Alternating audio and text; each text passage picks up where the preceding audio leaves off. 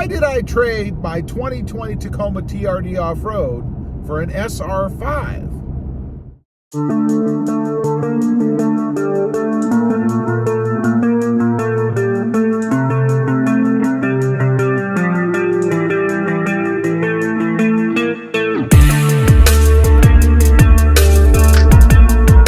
Well, good morning, everybody, and welcome back to Robmotive. And there have been a lot of questions on the channel asking me why I traded my 2020 Tacoma TRD off-road, the blue unicorn, manual transmission, for a 2021 Toyota Tacoma SR5 automatic transmission. So there's a few reasons I traded, actually.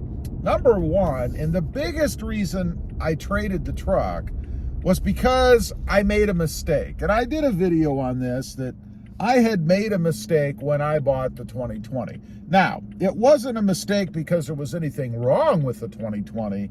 It's an awesome truck, but really more pertaining to what I do. You know, I'm a YouTuber. This is what I do for a living. This is how I make my income, and I build trucks, basically. I put mods on them and things like that. Relatively simple stuff, I think, but depends on your skill level, I suppose. So, in buying the 2020, it was too much. It was too done, too finished. It had too much on it to begin with. That was my mistake. When you're building trucks, you really want to start with something more basic. You want to get all of the required things, of course. I mean, I'm not going to drop a different motor in it or anything, so I wanted a V6. Well, the SR5 that I have right now has a VR6, or a V6, I should say. I wanted power windows, a few other things, you know, stuff that you can't easily add. I mean, I'm not going to rip the engine out of a 4-cylinder and put a V6 in it. That's just not something I'm interested in doing. So that's the first reason. I wanted something that I could build from a basic stance.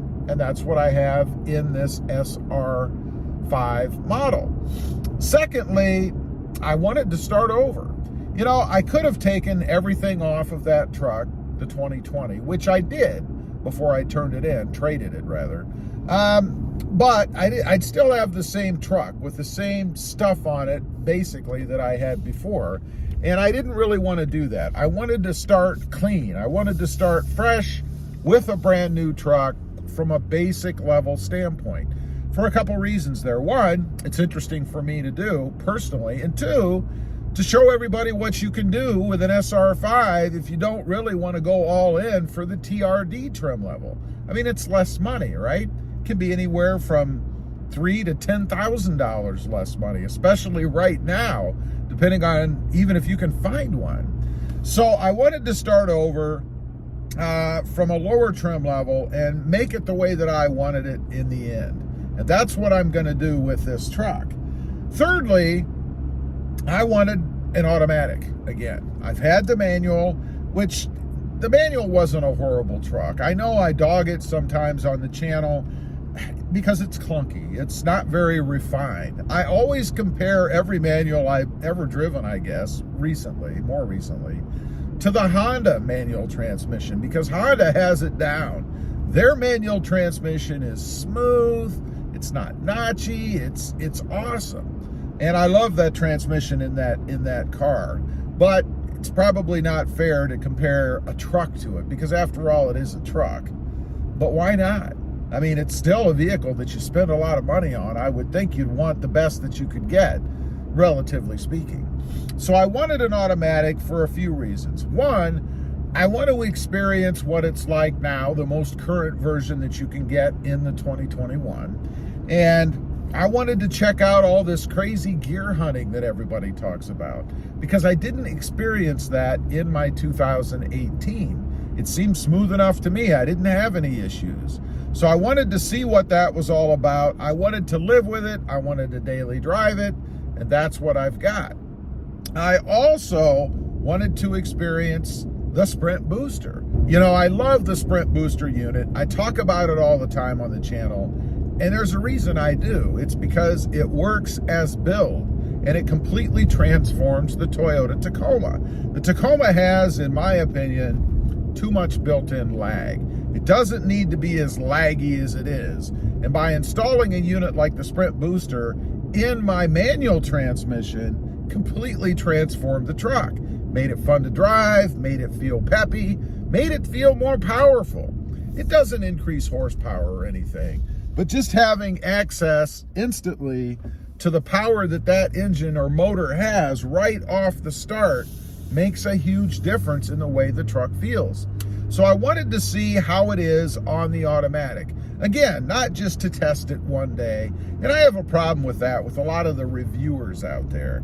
You know, you see all these reviewers out there and they'll grab a truck for a day or a few days, a week, whatever, and then they'll proclaim they know everything about it. They'll get on YouTube and they'll tell everybody what it is. They can't possibly know. You can't figure out or experience what a truck is like by only driving it for a few days. You miss out on all those little nuances that you can only get if you own the truck and drive it frequently, daily. So I wanted to experience that. I will be putting that unit on this truck, and I expect big things. You know, if it does half of what it did with my 2020 manual, it's gonna be awesome. And I fully expect it to. The other thing, I guess, is I wanted something in between the 2020 and the upcoming redesigned 2023 rumored Toyota Tacoma, which, by the way, I find kind of interesting. You see, by the schedule that Toyota typically goes by, and I was told this by an engineer at Toyota, it's usually about a 3-year or so turnaround between when they redesign the new Tacoma, the new Tundra, vice versa. So the Tundra just came out, it's a 2022. That would put the Toyota Tacoma as a 2025 redesign. Well, that's not happening. Seems like it's coming out a lot quicker than that. Again, rumored to be 2023. So I wanted something to kind of go in between those two, the 2 years, the 2021, and in my case, and then the upcoming 2023, which, by the way, I will definitely be getting. Irregardless of what they do with it, I want to try it out. I want to see what it is and what it's like. So as soon as I can put my hands on a redesigned Tacoma, there will be one on this channel. It's going to be interesting to see what they do. I think there'll be 2 versions, probably a turbocharged 4-cylinder and probably a turbocharged 4-cylinder hybrid. And then that'll be followed with an electric. I mean, what a perfect platform to put an electric in is the Toyota Tacoma. So we shall see. There may be a couple of redesigned in my future in the form of the hybrid, which is what I'd be shooting for, and then the electric down the road. I don't think it's going to be anytime soon, but one never knows. So that's the scoop. That's why I've gone with the SR5. A lot of people call it a downgrade. Kind of depends on your perspective. From a modding standpoint, it's an upgrade because there are more things that I can do with this truck that I could do with pretty much a finished TRD off-road. So it is an upgrade for me. Anyway, leave a comment. Let me know if that makes sense. Do you understand what I'm doing? Does that jive? I'd be curious to know. Also, real quick, I do have 2 additional channels. Robmotive FST, all about my 2021 Toyota Tundra. And Robmotive JT, all about my 2020 Jeep Gladiator. Check them out, and if you're interested, why not subscribe? Don't forget to click that notification bell so that you don't miss out on any upcoming videos. And do me a favor, smash that subscribe button on the way out. Thanks for watching. Stay safe out there. Bye.